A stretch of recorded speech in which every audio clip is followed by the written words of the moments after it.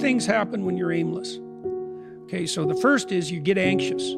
And the reason you get anxious is because anxiety computes aimlessness. So if you drop someone in the middle of a desert, the reason they're anxious is because it's not because they don't know which way to go. It's because there are way too many places to go, right? Every direction. And that's aimlessness, is like every direction beckons. That's way too complicated, and your brain literally signals that with anxiety. You probably want to have an intimate relationship.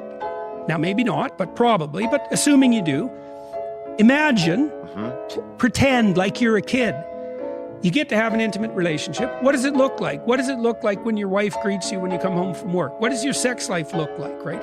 What do you do for entertainment? How do you treat each other? You need a fantasy, just like a little kid playing house, right?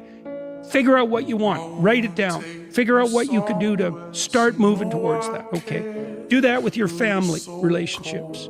Do that with your friendships. Do that with your career. Do that with your education. Think about your misuse of alcohol and drugs and other things that might drag you down. You know, I want to say what I believe to be true as clearly and carefully as I possibly can, and I want to see what happens as a consequence. And what people don't understand about that, in some sense, is your happiness, the purpose of your life is not going to be happiness. Sometimes it is. Sometimes that will come, but there will be difficult periods in your life, and happiness won't suffice then. But what you can have in your life is an adventure. You can have an adventure, and the truth is the best adventure.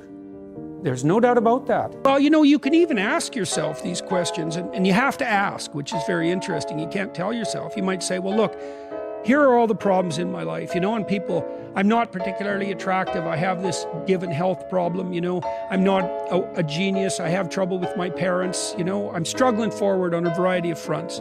Though those are real problems, and it's not just whining. And then you have to ask yourself, okay, given all that, how would I have to configure my life so that I could justify all that or even celebrate it? Imagine that you're playing pickup basketball with someone. You might think, well, what's the point? And the answer is to win. And so then the question is, well, why not play your like 5-year-old nephew and just stomp him? 100 baskets for you, 0 baskets for the little bastard, right? You win. Well, no one's happy about that. You're not, weirdly enough, because you won. He's not, because you crushed him. So you might think, well, why the hell not? Because the point is to win, and that's not true. The point is to play a challenging game on the edge of your skill so that you get better.